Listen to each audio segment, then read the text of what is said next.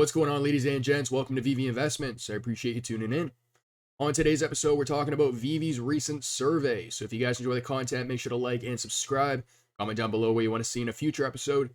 Without further ado, sit back, relax, and enjoy.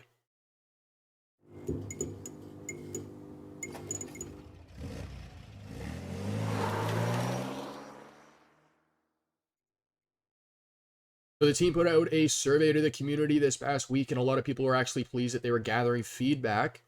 In this survey, there was about, I think, 27 or 28 questions. And when I was going through it, I was really pleased to see some of the types of questions they were asking.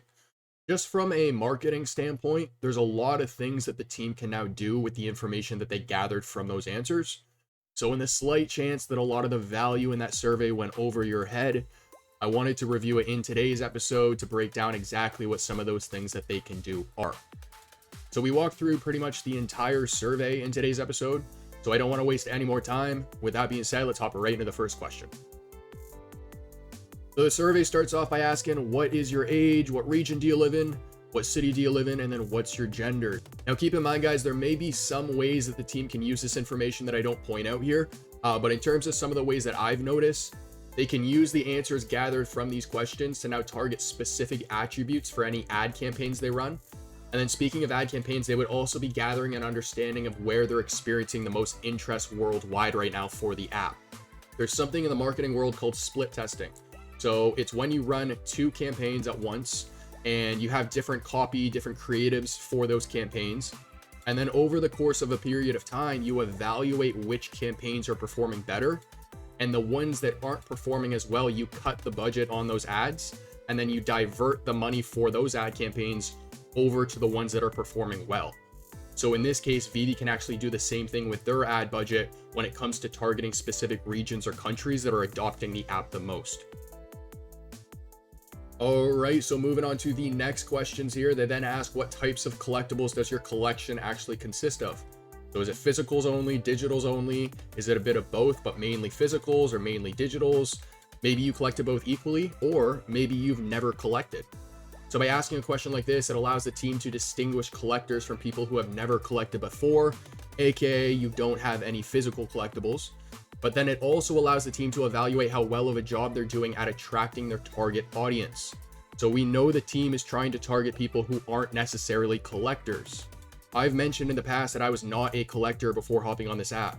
So when I fill out the survey and I say digital collectibles only, VeVe now knows that they've attracted somebody who never collected before, but who now has a collection consisting of digital collectibles from VeVe. What kind of collectibles do you like to collect? Pop culture, sports, film, sneakers, celebrity culture, models, games, cars, comics, artwork. All of this allows the team to determine what categories they can focus on introducing or doubling down on to appeal to their current audience. Don't even think just VeVe though, right? VeVe is the marketplace for all of these licensors. So when VeVe's customers fill out a survey like this, it also gives their licensors a better understanding of what their customers want to see in the future. All right, so moving on, we're now getting into some interesting stuff here. So they ask, what is the most treasured collectible that you own? What do you wish you had in your collection and why? And then how often are you searching for or browsing collectibles? So this is going to allow the team to determine collectibles that belong to certain brands that they may not have dropped on the app so far, or that they may not be in discussion with at all. So now they can look at trying to book a meeting with them.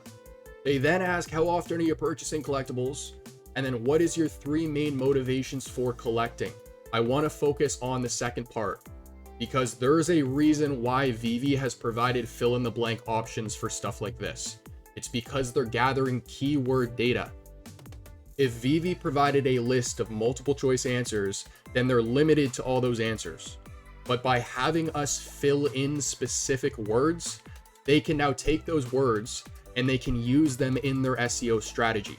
For those who don't know what SEO is, it's how well you're ranking on search engines like Google, Yahoo, Bing, some newer ones are like DuckDuckGo, Brave, but how well you're ranking is determined by multiple different factors. So what keywords you're using to begin with, how often you're using them, so making sure that they're placed correctly on your website, blog articles, that type of stuff, but then making sure you're not overusing them, so something called keyword stuffing. But by taking the exact words that we use as customers of the platform, they can use those exact words in their marketing strategy to retarget lookalike audiences.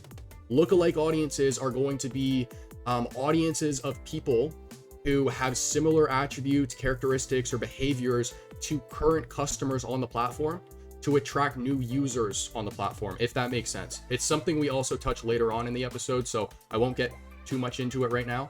But understanding motivations for collectors on your platform will also allow you to segment your customers into distinct groups based off of their preferences. And then this can also be useful for targeting purposes in the future, right? Whether that's targeted ad campaigns, personalized recommendations, creating tailored experiences, things like that.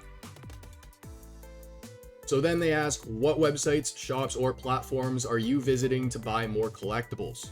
Again, a fill in the blank option. They're gathering 3 words from each person that fills this out, so that's huge. It's not even just one. And by determining what other platforms people are using, VeVe can now run targeted ads on those platforms to bring in more potential users. How did you first discover VeVe? Here, they're really just determining what's already working, and then how important is it that you're buying carbon neutral collectibles? And of course, this is a growing concern, not even just in the space, just in general. All right, so next up, have you made any of the following purchases from VeVe in the last 6 months? A comic on drop or from the marketplace, a collectible on drop or from the marketplace, an artwork on drop or from the marketplace, and then I haven't made any purchases or I have never purchased from VeVe. So asking a question like this allows the team to identify trends. This brings us back to lookalike audiences. So data that they collect can now be used to run ad campaigns to target lookalike audiences with similar interests. So if VeVe starts to target people through their ad campaigns that have similar characteristics to current customers that are already on the platform, that's an easy way for them to attract new users. And again, how do they use the data to run those campaigns? By identifying trends that are already happening on the platform. It would also allow them to run targeted ads for specific collectibles, comics, sets, or categories that are already performing well on the app. What was great about your last purchase at VeVe, and then what would you change about your last purchase? So here they're identifying what's working well so they can capitalize on those things, but they're also figuring out what's not working well so they can make adjustments. How likely are you to recommend VeVe to a friend? Whether someone is willing to recommend VeVe is going to help determine community sentiment regarding the overall experience on the platform.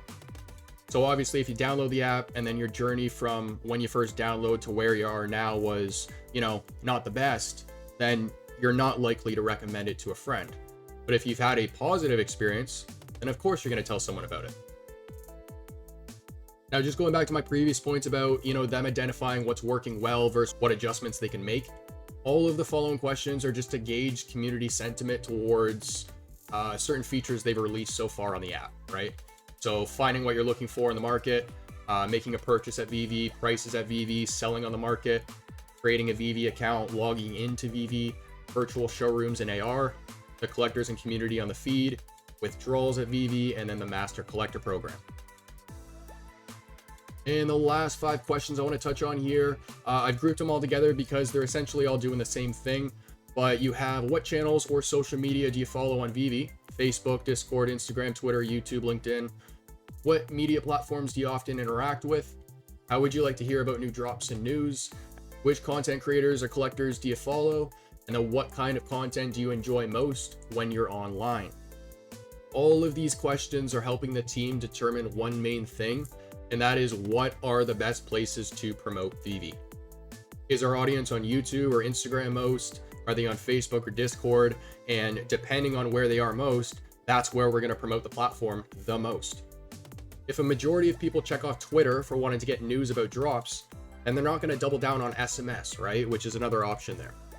In terms of the content creator question, that I'm assuming that's them trying to determine, who's relevant and who their audience is watching the most or interacting with the most. Obviously, if there's a content creator out there that has 50 subscribers and no one puts their name out, then there's really not much of an incentive for VeVe to walk up to that content creator and go, hey, yeah, we want to sponsor a video or something like that. If you have hundreds of people putting down a certain content creator's name, then maybe the team wants to double down on some of those videos. Ladies and gents, that's going to conclude today's episode. I hope you enjoyed. We walked through, I believe it was 27 questions or something like that. that the team asked the community and gathered information from. There are now lots of things the team can accomplish with the information they gathered, so I'm really excited to see what the future holds. Now, I will also be tossing a poll up on my Twitter page today. That is for you guys to help me decide who should join the GCU next. There's been more interest from multiple world leaders who would like to join the organization, so after narrowing it down, there's 3 that have great potential. I need your guys' help choosing which one should join. So I'm going to toss that over on my Twitter page at some point today. Make sure you guys vote. Let me know which one you guys want to join, and I'll try my best to make that happen. But if you guys enjoy the content, make sure to like and subscribe. Comment down below what you want to see in a future episode. And as for next, I'll catch you then.